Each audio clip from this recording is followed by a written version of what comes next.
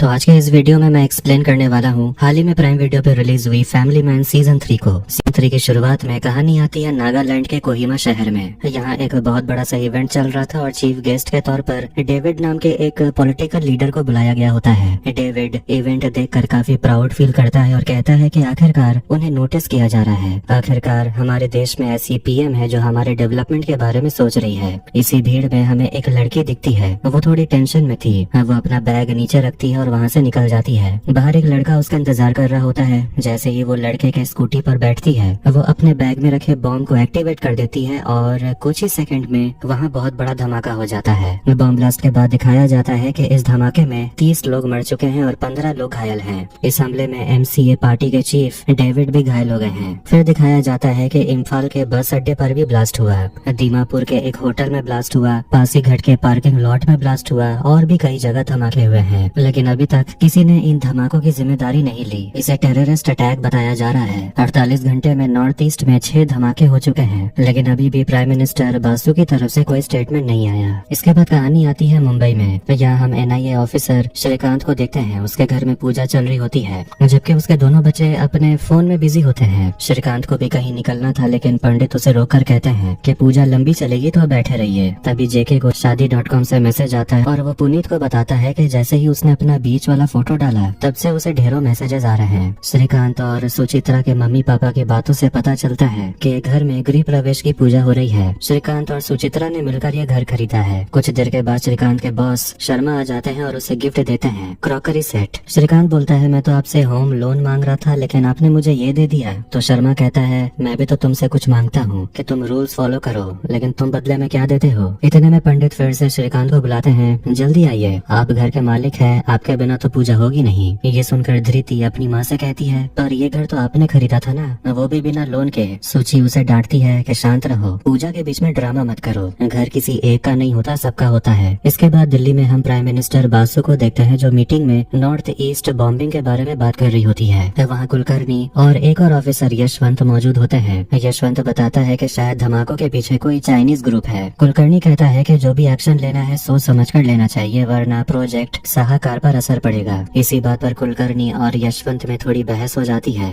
वारा प्रसाद जो कुलकर्णी के साथ होता है कहता है कि पहले मिशन साहकार पूरा हो जाए फिर कोई बड़ा कदम लिया जाएगा। प्राइम मिनिस्टर वासु कहती है रेबल ग्रुप के साथ मीटिंग होने का इंतजार करते हैं, तब तक कोई कदम नहीं उठाएंगे, लेकिन जो भी करना है जल्दी करना पड़ेगा। मीटिंग के बाद बाहर यशवंत पीएम को रोककर डिफेंस डील के बारे में पूछता है। वासु कहती है कि फिलहाल वो प्रायोरिटी नहीं है, ज्यादातर बजट अभी प्रोजेक्ट साहकार के लिए जा रहा है जो नॉर्थ ईस्ट में पीस और डेवलपमेंट के लिए बनाया गया है। अब लंदन में हम एक बिलियनर द्वारकानाथ को देखते हैं जो कुछ लोगों के साथ मीटिंग कर रहा होता है। वो लोग इंडिया और पीएम वासु के साथ होने वाले डील पर बात कर रहे थे। तभी वहाँ पर मीरा आती है। वो आराम से सोफा पर बैठकर चाय पीने लगती है। वहाँ मौजूद लोग कहते हैं कि ये डील पिछले साल हो जानी चाहिए थी और कलेक्टिव इसको लेकर बहुत परेशान है। एक आदमी कहता है हो सकता है कि द्वारकानाथ को वाशिंगटन डीसी जाना पड़े। ये सुनकर मीरा टेंशन में आ जाती है और कहती है कि वो इंडिया को युद्ध का डर दिखाएगी और अब जब वो इस डील में शामिल हो चुकी है तो पीएम बासु को कैसे मनाना है वो ये खुद देख लेगी। तभी मीरा को एक मैसेज आता है और वो तुरंत वहाँ से निकल जाती है। वो एक जगह पहुँचती है जहाँ 2 लोग और एक स्नाइपर किसी आदमी पर नजर रखे हुए थे। मीरा स्नाइपर को ऑर्डर देती है और स्नाइपर वहाँ खड़ी लड़की को गोली मार देता है। पता चलता है वो लड़की दरअसल अंसारी की बेटी थी। उसने अपने पिता की मौत पर आवाज उठाई थी और समीर का नाम लिया था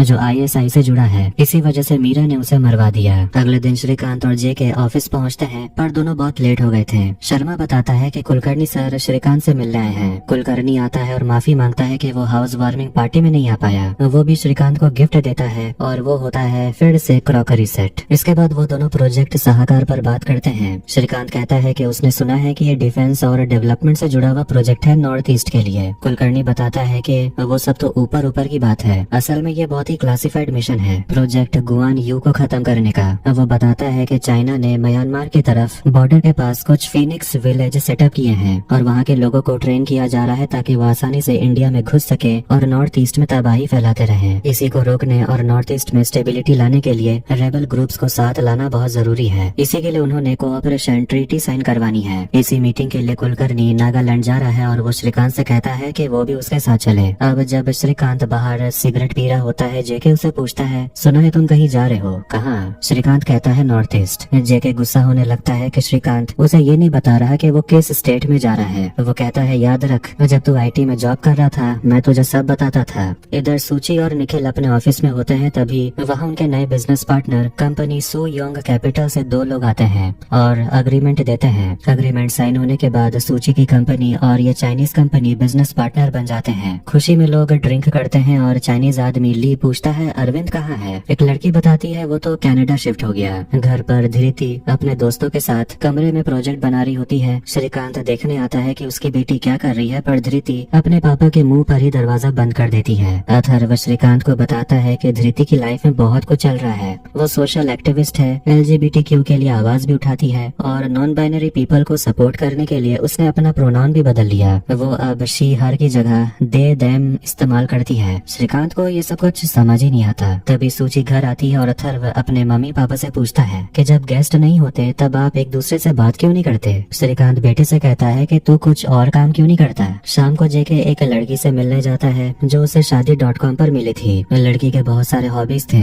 वो जेके से पूछती है तुम फ्री समय में क्या करते हो। जेके कहता है मेरे पास तो समय ही नहीं होता। लड़की पूछती है क्यों, क्या तुम सीक्रेट एजेंट हो। जेके हंसकर कहता है नहीं ऐसी कोई बात नहीं है। लड़की थोड़ा हैरान हो जाती है कि जेके सच में शादी के इरादे से उसे मिलने आया है। जेके हैरान होकर पूछता है शादी.com पर तो शादी के लिए तो प्रोफाइल बनाते हैं। लड़की पूछती है तो फिर तुमने अपने प्रोफाइल में #FWB क्यों लिखा है। जेके कहता है दूसरों के प्रोफाइल में देखा, कूल लगा तो मैंने भी लिख दिया। लड़की बताती है इसका मतलब होता है फ्रेंड्स विद बेनिफिट्स। जेके असली मतलब समझता है और कहता है पर इसके लिए तो दूसरे ऐप्स होते हैं ना। लड़की कहती है हाँ लेकिन उनमें तो सारे लड़के लूजर्स होते हैं, शादी.com पर अच्छे लड़के मिलते हैं। रात को श्रीकांत अपने ही कमरे में सोफे पर सोने की तैयारी कर रहा था। श्रीकांत सूची को बता देता है कि वो कुछ दिनों के लिए देहरादून जा रहा है, मतलब वो अपनी पत्नी से ही झूठ बोल रहा था। सूची बिना कुछ कहे सो जाती है। जोया रिकवर होने के बाद फिर से टास्क फोर्स ज्वाइन करना चाहती है। उसके फिजिकल टेस्ट और मेंटल टेस्ट लिए जा रहे थे और हर टेस्ट में जोया को एक्सीलेंट मिलता है। टेस्ट के समय उसे मिलिंद के बारे में सवाल पूछे जाते हैं और वो सारे जवाब स्मार्टली देती है। बाहर खड़ा श्रीकांत समझ जाता है कि जोया झूठ बोल रही है, लेकिन मशीन उसका झूठ पकड़ नहीं पा रही। बाहर आते ही जोया श्रीकांत का चेहरा तक नहीं देखती और चली जाती है। श्रीकांत फिर से उसे टीम में वापस आने की परमिशन दे देता है। लंदन में समीर मीरा से मिलता है। मीरा उसे हाथ नहीं मिलाती क्योंकि उसे डॉक्टर अंसारी वाले मामले की सच्चाई पता थी। समीर मीरा को धन्यवाद कहता है अंसारी की बेटी को मरवाने के लिए। अब वो अंसारी के मर्डर केस से फ्री हो चुका है। मीरा कहती है मैंने तुम्हारी मदद की, अब तुम्हारी बारी। वो पूछती है कि गुआन यू प्रोजेक्ट कैसा चल रहा है। समीर कहता है जैसा सोचा था वैसा ही, काफी फिनिक्स विलेज के लोग हमारे अंदर आ चुके हैं। मीरा पूछती है फ्रीलांस कर रहे हो या फिर ISI के साथ। समीर कहता है आप पाकिस्तान की हालत तो जानती हैं, लोगों के पास खाने तक के पैसे नहीं हैं, इसलिए मुझे चाइना के साथ हाथ मिलाना पड़ा। मीरा कहती है कि उसे कोई ऐसा आदमी चाहिए जो नॉर्थ ईस्ट को अच्छे से पहचानता हो, ये मिशन बहुत इम्पोर्टेंट है। समीर कहता है कि मेरी नजर में है एक बहुत काबिल आदमी।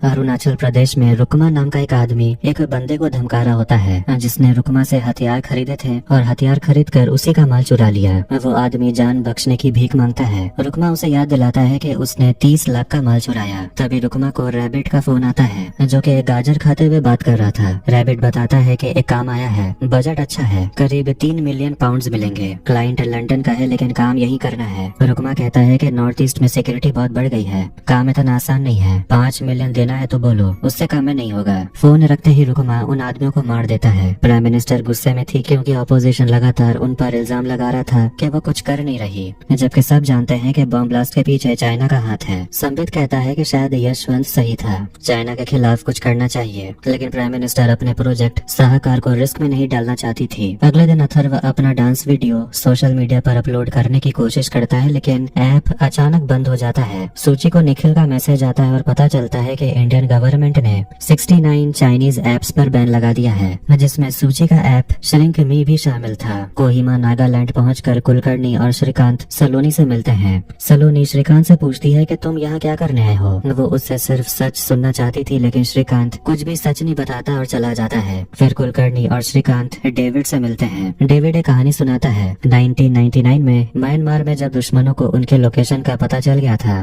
तब श्रीकांत ने डेविड और उसके लोगों की जान बचाई थी। थी। श्रीकांत मुस्कुराकर कहता है, मैं तो बस अपनी ड्यूटी कर रहा था। डेविड कहता है, उम्मीद है कि तुम्हारे अंदर अभी भी वही आग होगी। डेविड सलोनी का जिक्र करता है, कहता है, मुझे लगा था तुम दोनों शादी कर लोगे। कुलकर्णी कहता है कि उसकी पत्नी का नाम सलोनी नहीं है, श्रीकांत की पत्नी का नाम सुचित्रा है। फिर वो लोग होने वाली मीटिंग के बारे में बात करते हैं जहाँ रेबेल लीडर्स आने वाले थे। तभी डेविड का पोता स्टीवन आता है। स्टीवन अपने दादा से कहता है कि आप इन लोगों पर भरोसा क्यों कर रहे हो, इन्होंने हमेशा हमें दबाया है, मैं आपको ये पीस डील साइन करने नहीं दूंगा। डेविड समझाता है कि वायलेंस से कुछ हासिल नहीं हुआ, लोग अब लड़ाई झगड़े से थक चुके हैं, सबको एजुकेशन और जॉब्स चाहिए और इस डील के बिना ये नहीं मिलेगा। कुलकर्णी भी स्टीवन को समझाने की कोशिश करता है कि अगर शांति लानी है तो वायलेंस खत्म करना होगा। स्टीवन कहता है कि सरकार और कुलकर्णी पर उसे भरोसा नहीं। स्टीवन गुस्से में कहता है कि आप मेरे दादा को ब्रेन वॉश कर सकते हैं पर मुझ पर ये सब काम नहीं करने वाला, मैं यहाँ के लोगों को प्रोटेक्ट कर सकता हूँ, अगर तुम खुद को बचाना चाहते हो तो यहाँ से निकल जाओ। डेविड गुस्से में स्टीवन को थप्पड़ मारता है और यहाँ से जाने को बोलता है। इधर रुकमा रैबिट से मिलने आता है। रैबिट बताता है कि लंदन वाले क्लाइंट ने कहा है कि उन्हें अपने लोगों के साथ काम करना पड़ेगा। रुकमा को यह पसंद नहीं आता, कहता है कि अगर कुछ गड़बड़ी हुई तो क्लाइंट को बता देना कि जिम्मेदार वही होंगे। डेविड थोड़ा उदास होता है कि वो सारे लीडर्स को डील साइन करने को मना चुका है पर अपने पोते को ही नहीं मना पाया। उधर देखते हैं कि एक आदमी उनका पीछा कर रहा था जो कि स्टीवन का आदमी था। इधर जंगल में छुपे हुए हम रुकमा और उसके लोगों को देखते हैं। वो सभी अपनी पोजीशंस ले लेते हैं और तभी उन पर हमला हो जाता है। दोनों तरफ से गोलीबारी होती है और डेविड को गोली लग जाती है। श्रीकांत और कुलकर्णी गाड़ी में बैठकर तुरंत निकलते हैं ताकि दुश्मन उन्हें टारगेट न कर पाए। रुकमा के हाथ में गोली लगती है और उसके लोग भाग जाते हैं। फिर रुकमा श्रीकांत और कुलकर्णी का पीछा करने लगता है। वो उनकी गाड़ी में बम लगा देता है। बम ब्लास्ट होते ही गाड़ी पलट जाती है। श्रीकांत और कुलकर्णी बुरी तरह घायल हो जाते हैं। जैसे ही दोनों गाड़ी से निकलते हैं रुकमा बंदूक लेकर वहां पहुंच जाता है और कुलकर्णी को मार डालता है। श्रीकांत ये सब देख लेता है और फिर बेहोश हो जाता है।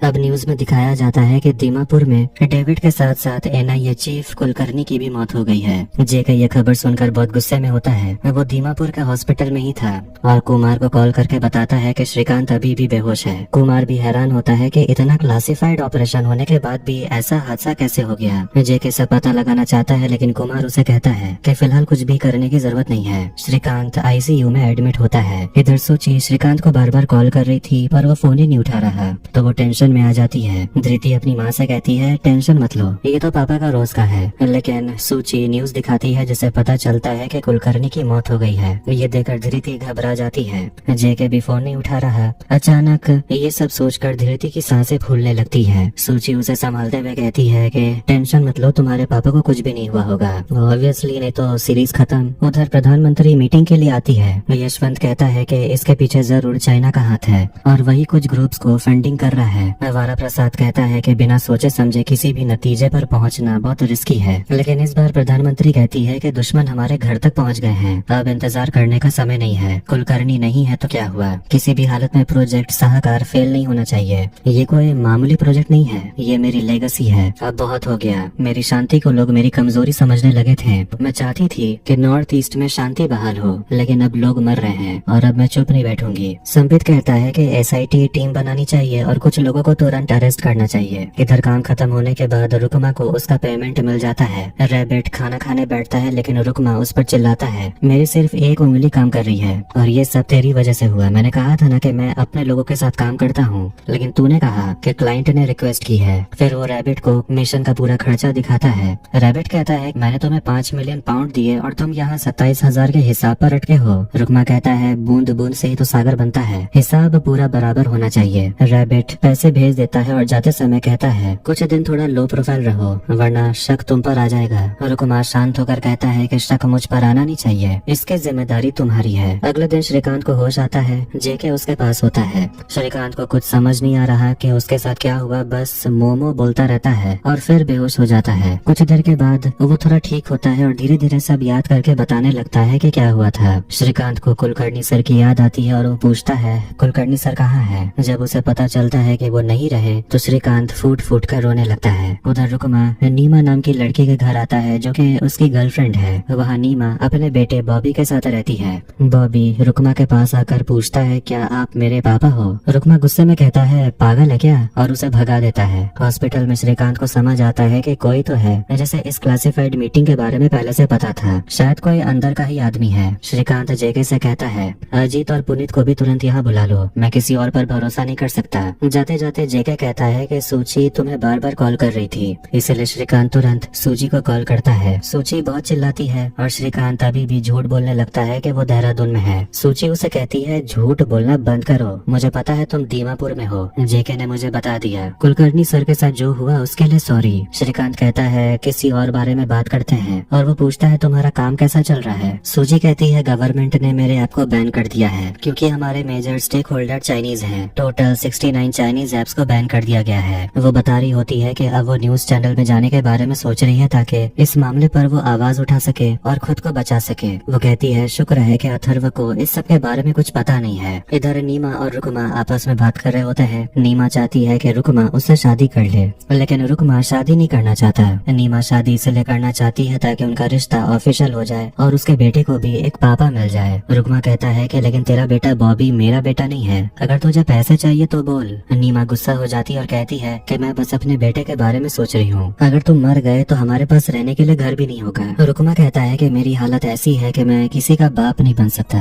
इधर दीमापुर हॉस्पिटल में एनआईए वहीं पर अपना बेस बना लेती है जब तक श्रीकांत ठीक नहीं हो जाता। पुनीत सबको प्रोजेक्ट गुआन यू के बारे में बताता है और कुछ लोगों के फोटोज दिखाता है। श्रीकांत कहता है कि वो लोग इन लोगों में से नहीं है। उसे एक धुंधला चेहरा याद आता है और कहता है कि वो आदमी जिसने हमला किया था वो वहाँ का लोकल नहीं था, वो थोड़ा अलग था। थोड़ी देर बाद पुनीत नॉन लोकल की लिस्ट लाता है और दिखाता है जिसमें रुकमा भी था, लेकिन उसमें वो थोड़ा क्लीन शेव्ड होता है, इसलिए श्रीकांत उसे पहचान नहीं पाता। लेकिन बाद में दिमाग पर जोर डालने पर उसे याद आता है कि यही तो था जिसने हमला करवाया था। श्रीकांत फिलहाल इसे सीक्रेट रखना चाहता है क्योंकि यहाँ किसी को भी बताना खतरनाक हो सकता है। इधर स्कूल में देखते हैं कि अथर्व बैले प्रैक्टिस कर रहा होता है, लेकिन वो अपने डांस में ध्यान नहीं दे पा रहा था। एक खूबसूरत सीनियर लड़की अमीरा भी डांस करती है। वो अथर्व के लिए थोड़ा परेशान थी। वो उसे पूछती है, कोई प्रॉब्लम है क्या? अथर्व कहता है नहीं। वहाँ 3 स्टूडेंट्स होते हैं जो अथर्व को देखकर मजाक उड़ाते हैं। कहते हैं कि उसमें अभी भी हिम्मत है, अपने से 2 साल बड़ी लड़की के साथ डांस कर रहा है। अमीरा अथर्व के डांसिंग वीडियोस की भी तारीफ करती है। अमीरा के जाने के बाद वही 3 लड़के आते हैं और अथर्व को परेशान करने लगते हैं, पर अथर्व वहाँ से भाग जाता है। दीमापुर में सलोनी रुकमा के बारे में और जानकारी लेकर आती है। वो एक आर्टिकल दिखाती है जिससे पता चलता है कि बचपन में रुकमा एक बार किडनैप हुआ था और बिना मदद के वो सबको मारकर वहाँ से भाग गया। वो एक्स बीपीएफ कैडेट भी रह चुका है, लेकिन बाद में ड्रग केस में पकड़ा गया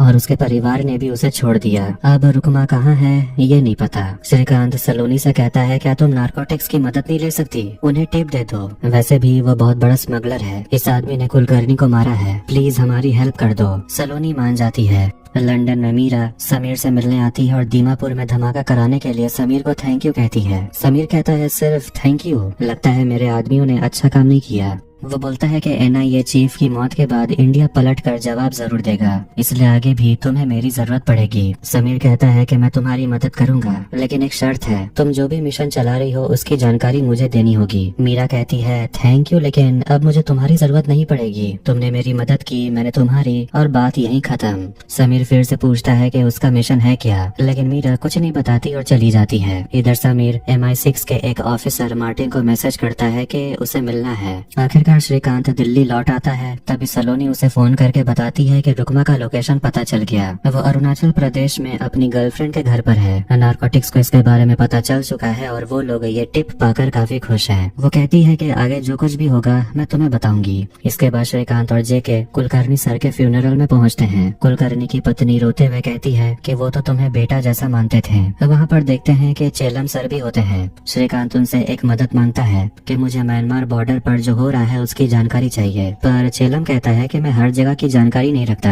और अचानक वहाँ से गायब हो जाता है। इसके बाद वो जोया से मिलता है जो बताती है कि वो पिछले हफ्ते ही टास्क फोर्स ज्वाइन कर चुकी है। आखिर में वहाँ पर प्राइम मिनिस्टर बासु पहुँचती है अपनी श्रद्धांजलि देने। वो कुलकर्णी की पत्नी से कहती है कि देश हमेशा कुलकर्णी का आभारी रहेगा। इसके बाद वो तुरंत जाने लगती है। श्रीकांत प्राइम मिनिस्टर से बात करना चाहता था। प्राइम मिनिस्टर उसे पहचानती है और सामने आने देती है। वो पूछती है क्या बात है। श्रीकांत बताता है कि कुलकर्णी सर के केस के बारे में कुछ अर्जेंट बात करनी है। प्राइम मिनिस्टर कहती है कि आप मेरे ऑफिस आइए, तब आराम से बात करेंगे।